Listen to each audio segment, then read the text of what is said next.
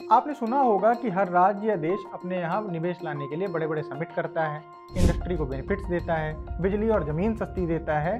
लेकिन पश्चिम बंगाल में उल्टी गंगा जमुना बह रही है। बंगाल की ममता बनर्जी सरकार ने ये पक्का इंतजाम कर दिया है कि कोई भी इंडस्ट्री राज्य में कदम तक न रखने पाए। अप्रैल 2025 में ममता सरकार ने एक नया कानून पास किया। ये कानून लाकर ममता सरकार ने 1993 से इंडस्ट्री को दिए जाने वाले बेनिफिट्स पर ब्रेक लगा दिया। यानी किसी कारोबारी को जो फायदे अब तक बंगाल में निवेश करने पर मिलते थे वो अब नहीं मिलने वाले। इस कानून में यहाँ तक प्रावधान है कि अब कंपनियां 1993 से 2021 के बीच किए गए किसी निवेश पर फायदे तक नहीं मांग सकेंगी। इसे ही अन्य शब्दों में किसी राज्य या किसी देश में ईज ऑफ डूइंग बिजनेस में कंसीडर किया जाता है, यानी किसी जगह पर आपको बिजनेस करने में कितनी सहजता मिलती है। ये बंगाल के लिए तो आत्मघाती है ही, बल्कि ममता सरकार के इस कदम से दुखी अल्ट्राटेक सीमेंट, ग्रासिम इंडस्ट्रीज और नुवोको जैसी कंपनियां कोर्ट तक पहुंच गई हैं।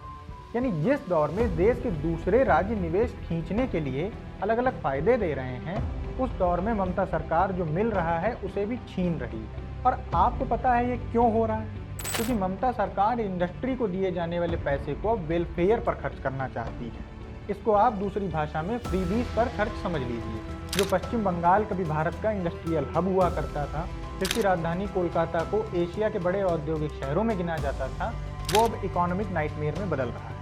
बंगाल में नई इंडस्ट्री आने की बात तो छोड़ दीजिए, पिछले कुछ दशकों से बंगाल से उद्योग धंधे लगातार पलायन कर रहे हैं। कंपनियां अपना बोरिया बिस्तर बांधकर दूसरे राज्यों की ओर भाग रही हैं और उन स्टेट्स में जा रही हैं जहां नीतियां फेवरेबल हैं। और ये सारी बातें डेटा भी प्रूव करता है। केंद्र सरकार के कॉरपोरेट मामलों के मंत्रालय ने हाल ही में संसद में बताया था कि वर्ष 2011-12 से वर्ष 2024-25 के बीच 6,688 कंपनियां पश्चिम बंगाल को टाटा बाय बाय कर गईं। यह ट्रेंड 2011 में टीएमसी के सत्ता में आने के बाद से लगातार जारी है। इन 6,688 कंपनियों में से 110 कंपनियां ऐसी थीं जो शेयर बाजार में भी लिस्टेड थीं।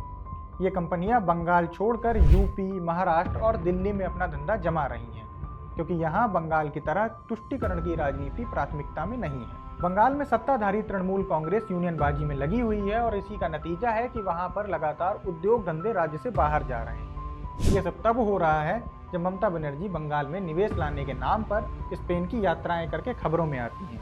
ये निवेश सिर्फ घोषणाओं में होता दिख रहा है। राज्य की मुख्यमंत्री ममता बनर्जी ने कुछ माह पहले दावा किया था कि जनवरी 2024 से नवंबर 2024 में पश्चिम बंगाल के भीतर 39,000 करोड़ से अधिक के निवेश प्रस्ताव आए। लेकिन केंद्र सरकार के एक और विभाग की एक रिपोर्ट ने इस दावे की सच्चाई सामने रखी। भले ही राज्य में निवेश के बड़े बड़े दावे किए गए हों, लेकिन सच्चाई कुछ और है। DPIIT की IEM रिपोर्ट के अनुसार पश्चिम बंगाल में 2024 में नवंबर माह तक 3,735 करोड़ रुपए के ही निवेश हुए थे, जबकि वादा इससे कहीं अधिक का हुआ था। पश्चिम बंगाल नया औद्योगिक निवेश लाने के मामले में बाकी राज्यों के सामने कहीं नहीं ठहरता। यही रिपोर्ट बताती है कि 2020 से 2024 के बीच जहां उत्तर प्रदेश में 71,000 करोड़ रुपए से अधिक का निवेश हुआ, तो वहीं इसी दौरान पश्चिम बंगाल मात्र 15,000 करोड़ रुपए का ही इन्वेस्टमेंट आकर्षित कर पाया। 1960 के दशक में जिस पश्चिम बंगाल का देश की जीडीपी में 10% से ज्यादा योगदान था, वो अब मात्र 5% तक आकर सिमट गया है। बंगाल में निवेश के नाम पर विदेश भ्रमण करने वाली ममता बनर्जी अकेली नहीं है। कम्युनिस्ट सीएम ज्योति बासु तो विदेश में इतना ज्यादा समय बिताते थे कि उनके खर्चों के खिलाफ एक एनजीओ अदालत तक चला गया था। बसु की लगातार विदेशी यात्राओं से तंग आकर 1992 में एक एनजीओ ने कलकत्ता हाईकोर्ट में याचिका दायर की और पश्चिम बंगाल सरकार को ज्योति बसु के खर्चों की भरपाई करने से रोकने की मांग की थी। मार्क्सवादी विचारधारा से प्रभावित ज्योति बसु ने साल 1977 में सत्ता में आने से लेकर 1992 के बीच 22 बार समुद्र पार यात्राएं की, लेकिन इन यात्राओं से बंगाल में कभी एक धेला तक निवेश नहीं आया। ऐसा ही कुछ हाल ममता बनर्जी का है, जिनके कुशल नेतृत्व में साल 2024 में ब्रिटानिया ने भी कोलकाता स्थित अपनी 77 वर्ष पुरानी फैक्ट्री को ताला लगा दिया और अपना बोरिया बिस्तर पैक कर लिया। लेकिन आप ये सब सुनकर चौंक रहे हैं तो रुकिए। ममता बनर्जी तो असल में इंडस्ट्री की लाश पर राजनीति करके ही सत्ता में आई। पश्चिम बंगाल के सिंगूर में टाटा मोटर्स के नैनो प्लांट का ममता बनर्जी ने एड़ी चोटी लगाकर विरोध किया।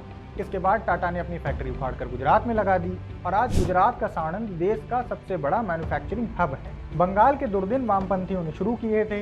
यूनियनबाजी, हड़तालें और सिंडिकेट ने पहले बंगाल में मिलें बंद करवाई और अब बंगाल की इंडस्ट्री के ताबूत को आखिरी कील लगाने का काम ममता बनर्जी की सरकार कर रही है।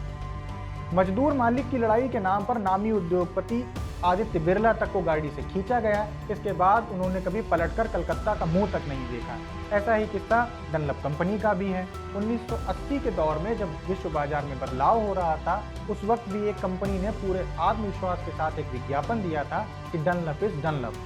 कई दशकों तक यूरोप और अमेरिका के साथ भारतीय बाजार पर कब्जा रखने वाला डनलप नाम का यह ब्रांड एकदम से खामोश हो जाएगा, ये कभी किसी ने सोचा तक नहीं था। साल 2001 से इसके बंद कारखाने को साल 2016 में ममता सरकार ने चलाने का प्रयास किया, लेकिन विफल हो गई। डनलप की कहानी बंगाल के ही हुगली जिले के शाहगंज से शुरू हुई थी। तो साल 1936 में 239 एकड़ के एरिया में टायर बनाने की फैक्ट्री चालू की गई।